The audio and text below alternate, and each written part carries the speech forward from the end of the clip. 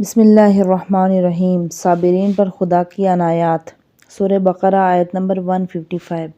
بسم اللہ الرحمن الرحیم۔ وَلَنَبْلُوَنَّكُمْ بِشَيْءٍ مِّنَ الْخَوْفِ وَالْجُوعِ وَنَقْصٍ مِّنَ الْأَمْوَالِ وَالْأَنفُسِ وَالثَّمَرَاتِ وَبَشِّرِ الصَّابِرِينَ۔ اور ہم یقیناً تمہیں تھوڑے خوف، تھوڑی بھوک اور اموال نفوس اور ثمرات کی کمی سے آزمائیں گے، اور اے پیغمبر آپ ان صبر کرنے والوں کو بشارت دے دیں کہ صابرین پر خداوند متعال کی خاص عنایات ہیں جنہیں اس نے متعدد آیات میں بیان کیا ہے، اور اس نے انہیں ان کے صبر کی وجہ سے امتیازات بھی عطا کیے ہیں۔ سورہ آل عمران آیت نمبر 146۔ وہ محبوب خدا ہیں، واللہ یحب الصابرین۔